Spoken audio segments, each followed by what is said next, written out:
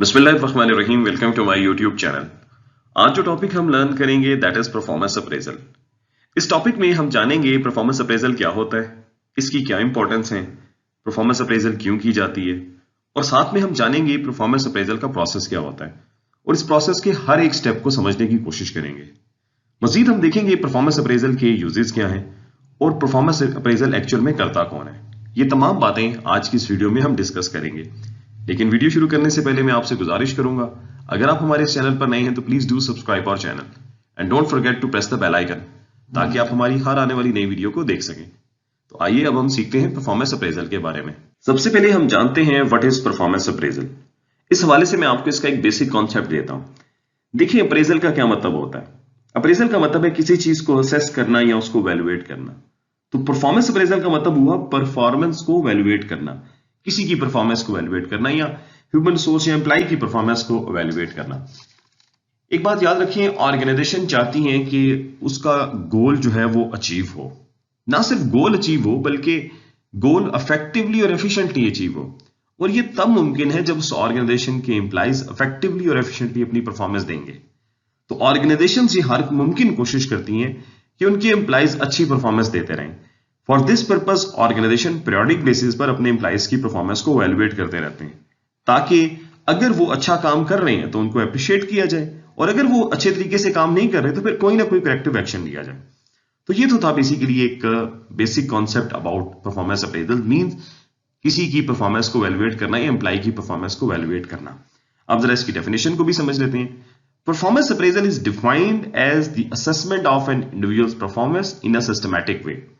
मतलब कि किसी इंडिविजुअल की परफॉर्मेंस को सिस्टमैटिक तरीके से असेस करना या वैल्यूएट करना परफॉर्मेंस अप्रेजल कहलाता है। अब इस बात में 3 पॉइंट्स हैं।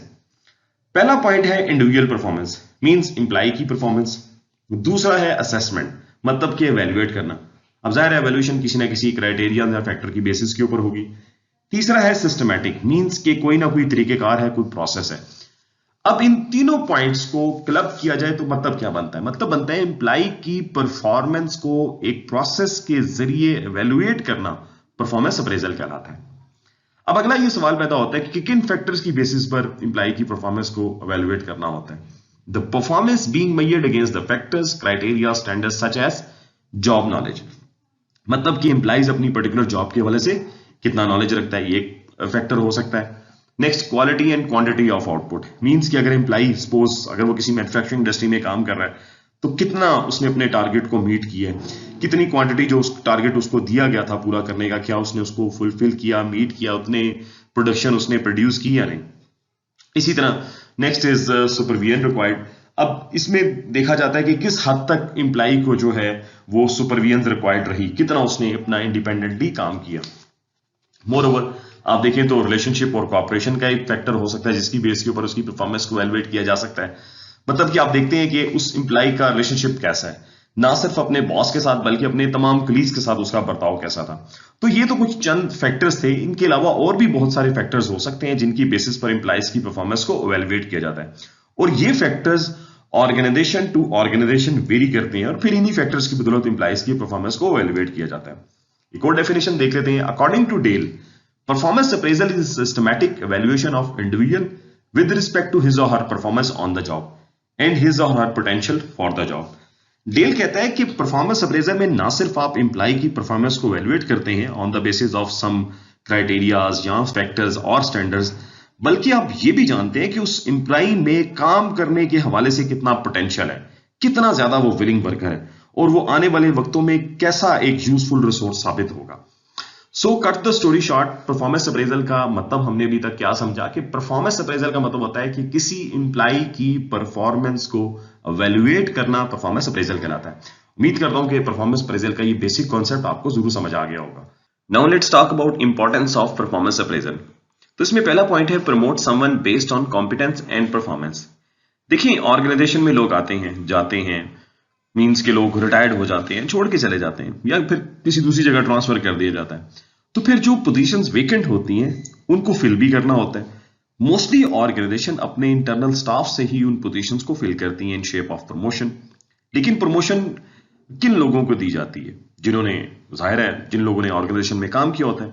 अब ये कैसे पता चलेगा कि किसने अच्छा काम किया और किसने नहीं? तो इस मकसद के लिए परफॉर्मेंस अप्रेजल जो है वो बहुत ज्यादा हेल्प आउट करता है, जिसमें डिफरेंट फैक्टर्स की बेसिस के ऊपर आप एम्प्लॉय की परफॉर्मेंस को चेक करते हैं और वैल्यूएट करते हैं। फिर जिस एम्प्लॉय ने सबसे बेहतर काम किया होता है आप उसको प्रमोट कर देते हैं। Next is confirm the services of employee on probation. देखिए, परफॉर्मेंस अप्रेजल उन एम्प्लॉयज के हवाले से भी जरूरी होती है जो प्रोबेशन पर होते हैं, क्योंकि ऑर्गेनाइजेशन ये देखना होता है कि किन एम्प्लॉयज की परफॉर्मेंस ड्यूरिंग प्रोबेशन ठीक रही, ताकि उनको कंफर्म किया जाए, और वो जिनकी परफॉर्मेंस ठीक नहीं थी उनके बारे में फैसला किया जाए कि आया उनकी प्रोबेशन को एक्सटेंड करना है या फिर उनको नौकरी से फारिग करना है। Next is assess the training and development need of employee. देखिए, परफॉर्मेंस अप्रेजल करना इसलिए भी जरूरी है कि आपको एम्प्लॉयज के हवाले से बहुत सारी बातें मालूम हो जाती हैं। फॉर एग्जाम्पल, हो सकता है कोई एम्प्लॉय किसी पर्टिकुलर एरिया के अंदर वीक हो, अगर आप आईटी के हवाले से एग्जांपल लें तो पॉसिबल है कि कोई एम्प्लॉय किसी पर्टिकुलर सॉफ्टवेयर के अंदर वीक हो सकता है, या अगर कोई एम्प्लॉय सेल्स के अंदर काम कर रहा है तो हो सकता है उसकी कम्युनिकेशन स्किल्स वीक हो सकती हैं। तो परफॉर्मेंस अप्रेजल के जरिए आपको अपने एम्प्लॉय के वीक एरियाज के बारे में मालूम हो जाता है, जिनके हवाले से फिर आप उन्हें फर्दर ट्रेनिंग देते रहते हैं। Next point is decide about पे हाइक और परफॉर्मेंस रिवॉर्ड। देखिए, परफॉर्मेंस अप्रेजल के जरिए आप ये भी मालूम कर सकते हैं कि वो एम्प्लॉयज जिन्होंने मेहनत की उनको क्या पे हाइक या कोई रिवॉर्ड दिया जाए in recognition of their efforts made. इसलिए एम्प्लॉयज को आपको पता है रिवॉर्ड से मोटिवेशन मिलती है, ताकि वो मजीद अपना जो काम है वो और बेहतर तरीके से करें, मींस और दिलजमी के साथ फिर वो अपना काम करते हैं। Next point is a platform for communication between manager and subordinate to discuss the performance, personal goals and concern. Organisation में मैनेजर और सबऑर्डिनेट सारे ओवरऑल जो वर्किंग टाइम होता है उसमें अपने अपने कामों में बिजी होते हैं। जब परफॉर्मेंस अप्रेजल का वक्त आता है तो ये एक ऐसा प्लेटफॉर्म बन जाता है जिसमें सबऑर्डिनेट और मैनेजर आपस में मिलकर डिस्कस करते हैं कि क्या काम जो है सबऑर्डिनेट ने बेहतर किए और कहाँ कहाँ खामियां रह गई हैं, ताकि आइंदा के हवाले से एहतियात की जाए और उन खामियों के हवाले से कोई तरीकेकार डिफाइन किया जाए कि ऐसी गलतियां दोबारा रिपीट ना हो। और साथ में फिर मैनेजर और सबऑर्डिनेट आपस में बैठकर अपने पर्सनल गोल्स और कंसर्न्स भी एक दूसरे के साथ डिस्कस करते हैं। तो परफॉर्मेंस अप्रेजल जो है वो एक ऐसा प्लेटफॉर्म बन जाता है जिसमें मैनेजर और सबऑर्डिनेट आपस में खुलकर एक दूसरे के साथ बात कर लेते हैं। Last but not the least, determine whether various HR programmes are effective और नॉट। परफॉर्मेंस अप्रेजल इसलिए भी जरूरी है कि आप अपने दीगर HR functions like recruitment, selection, training and development etcetera की इफेक्टिवनेस का पता चल जाता है। कि जो ट्रेनिंग सारा साल आपने एम्प्लॉइज को दी उससे उसकी परफॉर्मेंस पर क्या असर हुआ, जो कि उसकी परफॉर्मेंस अप्रेजल में रिफ्लेक्ट हो जाता है। Now let's talk about process of performance appraisal, जिसमें पहला स्टेप है सेटिंग परफॉर्मेंस स्टैंडर्ड्स। ऑर्गेनाइजेशन सबसे पहले एम्प्लॉइज की परफॉर्मेंस के हवाले से कुछ स्टैंडर्ड सेट करती हैं। दूसरे लफ्जों में कुछ क्राइटेरियाज बना लिए जाते हैं जिनकी बेसिस पर एम्प्लॉइज की परफॉर्मेंस को वैल्यूएट किया जाता है। लेकिन परफॉर्मेंस के स्टैंडर्ड्स को बनाते वक्त इस बात का ख्याल रखा जाता है कि वो स्टैंडर्ड्स ऐसे हों, वो टारगेट ऐसे हों जिनको अचीव किया जा सके। कहीं कोई ऐसा स्टैंडर्ड्स ना बना दिया जो एम्प्लॉय के लिए अचीव करना मुश्किल है। फॉर एग्जाम्पल से कि एक एम्प्लॉय एक मशीन के ऊपर काम कर रहा है, उस मशीन की अपनी कैपेसिटी है 1 घंटे के अंदर 10 बॉक्सेस बनाना। अब आप उस एम्प्लॉय को कहते हैं कि वो 15 बॉक्सेस बनाए। How is it possible? क्योंकि जो इक्विपमेंट, जो प्लांट आप उसको दे रहे हैं, जो मशीन आप उसको दे रहे हैं, उसकी अपनी कैपेसिटी जो है वो 10 बॉक्सेस बनाने की है। तो एम्प्लॉय से 15 बॉक्सेस की एक्सपेक्टेशन रखना ये गलत है, ये बेवकूफी है। तो याद रखें कि स्टैंडर्ड सेट करते हुए इस बात का आपने लाजमी ख्याल रखना है कि वो अचीवेबल हो। अब सेटिंग परफॉर्मेंस स्टैंडर्ड्स की मैं एक और आपको एग्जांपल देता हूं। सपोज एक एम्प्लॉय है जो मैन्युफैक्चरिंग डिपार्टमेंट में काम कर रहा है, आप उसको बताते हैं कि यार 1 घंटे के अंदर उसने 60 बॉक्सेस बनाने हैं। अब 1 घंटे के अंदर 60 बॉक्सेस बनाना ये क्या है? ये एक स्टैंडर्ड बन गया। अब आप इसी की बेस के ऊपर एम्प्लॉय की परफॉर्मेंस को जज करेंगे। आप 1 घंटे बाद देखेंगे कि क्या उस एम्प्लॉय ने 60 बॉक्सेस बना लिए। अगर तो उसने बना लिए तो उसका मतलब है उसने स्टैंडर्ड्स के अकॉर्डिंग अपनी जॉब परफॉर्म की, और अगर नहीं बनाए तो उसका मतलब है उसने अपने टारगेट को मीट नहीं किया, कहीं ना कोई खामी जरूर रह गई है। Next point is communicate performance standards. अब जो स्टैंडर्ड्स आपने सेट कर लिया होता है, अब जरूरी है कि वो स्टैंडर्ड्स एम्प्लॉय को भी कम्युनिकेट किया जाए, उसको बताया जाए कि उसकी परफॉर्मेंस किन फैक्टर्स के ऊपर या किन क्राइटेरियाज के ऊपर या किन स्टैंडर्ड्स की बेसिस के ऊपर जज की जाएगी। और यह भी इंश्योर करना जरूरी होता है कि जो स्टैंडर्ड्स आपने उस एम्प्लॉय के लिए बनाए हैं और आपने उनको कम्युनिकेट भी कर दिया, तो यह देखना जरूरी है कि क्या उस एम्प्लॉय ने उन स्टैंडर्ड्स को अच्छे से समझ लिया, क्योंकि उन स्टैंडर्ड्स को अच्छे से समझना जरूरी है। अगर इसमें कहीं ना कहीं कोई कंफ्यूजन या कोई मिसकंसेप्शन रह जाती है तो उससे एम्प्लॉय की परफॉर्मेंस खराब होगी और अल्टीमेटली उसका जो परफॉर्मेंस अप्रेजल है वो नेगेटिव हो जाएगा। तो ये मेक श्योर करना जरूरी है कि उसने अपने स्टैंडर्ड्स, अपने क्राइटेरियाज को अच्छे से समझ लिए।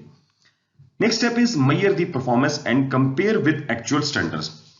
देखिए, जब आप एम्प्लॉय के हवाले से उसकी परफॉर्मेंस स्टैंडर्ड्स बना लेते हैं और आप उसको कम्युनिकेट कर देते हैं, चाहे वो वर्बल कम्युनिकेशन हो या इन राइटिंग आप उसको देते हैं, तो एम्प्लॉय अपना काम करना शुरू कर देते हैं। अब इस स्टेप में सबसे पहले आप एम्प्लॉय की परफॉर्मेंस को मेजर करते हैं और उसको कंपेयर करते हैं विद एक्चुअल स्टैंडर्ड्स। आप देखते हैं कि जो टारगेट एम्प्लॉय को दिए गए थे क्या वो उसने अचीव भी किए। फॉर एग्जाम्पल, जिस तरह मैंने अभी आपसे कहा कि एम्प्लॉय को टारगेट दिया जाता है कि उसने 1 घंटे में 60 बॉक्सेस बनाने, तो फिर 1 घंटे बाद आप देखते हैं कि क्या उसने 60 बॉक्सेस बना लिए। अगर तो 60 बॉक्सेस बना लिए तो उसका मतलब क्या है कि उसने 100% अपना टारगेट अचीव कर लिया। अगर 60 नहीं बनाए, से उसने 40 बना लिए, 45 बना लिए, 20, 30 बना लिए, तो इसका मतलब उस एम्प्लॉय ने अपने टारगेट को या 60% अचीव किया है या 80% अचीव किया। तो ये सारी इंफॉर्मेशन आप फिर इकट्ठी करते हैं और आप इसको कंपेयर करते हैं उसकी परफॉर्मेंस को उसके एक्चुअल स्टैंडर्ड्स के साथ, तो आपके पास ये रिजल्ट्स आ जाते हैं। वो रिजल्ट्स क्या आते हैं कि या तो एम्प्लॉय ने अपने गोल को, अपने टारगेट को 100% अचीव किया है, या फिर उसने 80% अचीव किया होगा, या फिर 60% अचीव किया है, etcetera. Next step is discuss appraisal results with employee. अब जो अप्रेजल रिजल्ट आपके पास आता है उसको आप डिस्कस करते हैं अपने एम्प्लॉय के साथ या उनको कम्युनिकेट किया जाता है। अब जिन्होंने अपना काम पूरा कर लिया या अपने टारगेट्स को 100% अचीव कर लिया, उनको तो आप शाबाश देते हैं, अप्रिशिएट करते हैं। लेकिन जिन्होंने 100% अचीव नहीं किया, आप फिर उनके साथ डिस्कस करते हैं कि क्या वजह है उन्होंने 100% अचीव नहीं किया, कहां खामी रह गई थी, क्या उनको कोई टाइम कम मिला था, या उनकी ट्रेनिंग कम थी, या उनके पास रिसोर्सेज कम थे, या उनका एक्सपीरियंस कम था। मतलब कि ऐसी क्या रीजंस हैं जिनकी वजह से उन्होंने 100% अचीव नहीं किया। अब जब आप एम्प्लॉय से उनका अप्रेजल डिस्कस करते हैं तो आपको बहुत सारी इंफॉर्मेशन मिलती है, आपको बहुत सारे गैप्स का पता चलता है, फिर जिनके हवाले से अकॉर्डिंगली आप आइंदा का लाहे अमल तय करते हैं। Last step is take corrective action. अब जो गैप आपको मिले हैं एम्प्लॉय से उसके अप्रेजल को डिस्कस करने के बाद, अब उसी के अकॉर्डिंगली आप अपना कोई ना कोई करेक्टिव एक्शन लेते हैं। आप देखते हैं कि आया एम्प्लॉय को फर्दर ट्रेनिंग देनी है, या उसको प्रॉपर सुपरविजन की जरूरत है, या फिर अगर उसके कोई बिहेवियरल इश्यूज की वजह से उसने काम ठीक नहीं किया और फर्दर उसके ठीक होने के चांसेस भी नहीं है, तो फिर ऐसे एम्प्लॉय को नौकरी से फारिग कर दिया जाता है। तो आफ्टर द डिस्कशन आप फिर जो भी अप्रोप्रिएट करेक्टिव एक्शन होता है आप वो फिर उसके अकॉर्डिंगली डिसाइड करते हैं। Now let's learn uses of performance appraisal. इसके 2 तरह के यूजेस हैं, एडमिनिस्ट्रेटिव यूजेस और डेवलपमेंट यूजेस। मतलब कि परफॉर्मेंस अप्रेजल को 2 तरीके से इस्तेमाल किया जा सकता है, एक एडमिनिस्ट्रेटिव एक्शन के लिए एडमिनिस्ट्रेटिव पर्सपेक्टिव से, और दूसरा डेवलपमेंट पर्सपेक्टिव से या डेवलपमेंट एक्शन के लिए। तो पहले बात कर लेते हैं एडमिनिस्ट्रेटिव एक्शन के हवाले से। देखिए, अगर एम्प्लॉय का अप्रेजल ठीक नहीं है, यानी कि अगर वो सही काम नहीं कर रहा, तो फिर उसको नौकरी से फारिग किया जा सकता है, मींस डिसमिसल फ्रॉम वर्क। या फिर एक सूरत ये भी हो सकती है कि अगर एम्प्लॉय की परफॉर्मेंस बार बार खराब आ रही है तो फिर उसके खिलाफ आप कोई ना कोई डिसिप्लिनरी एक्शन ले सकते हैं। This is another administrative action. एक और यूज ये भी हो सकता है कि अगर एम्प्लॉय का काम ज्यादा है, ज्यादा टफ है, लेकिन और उसको बदले में कम सैलरी मिल रही है, तो उससे भी उसकी परफॉर्मेंस जो है अफेक्ट हो सकती है। तो अप्रेजल से आपको काफी हेल्प मिलती है कि आप उस एम्प्लॉय की कंपनसेशन को एडजस्ट कर सकते हैं। फिर इसी तरह अगर किसी एम्प्लॉय ने अच्छा काम किया तो आप उसको प्रमोट कर देते हैं, और अगर किसी ने अच्छा काम नहीं किया तो आप उसको जो है वो डिमोट कर देते हैं। एक और एडमिनिस्ट्रेटिव यूज है, दैट इज ट्रांसफर। इसके भी आगे 2 फर्दर पर्सपेक्टिव हैं। सपोज अगर एम्प्लॉय ने अच्छा काम किया है तो आप उसको किसी ऐसी जगह ट्रांसफर कर देते हैं कि किसी डिपार्टमेंट में जहां पे वो डिपार्टमेंट अच्छा परफॉर्म नहीं कर रहा, तो आप समझते हैं कि यार ये एम्प्लॉय हमारा बहुत अच्छा है, इसने बहुत अच्छा काम किया, तो ये वहां पे भी जाएगा तो हमें बेहतर परफॉर्मेंस देगा और वो डिपार्टमेंट भी अच्छा काम करना शुरू हो जाएगा।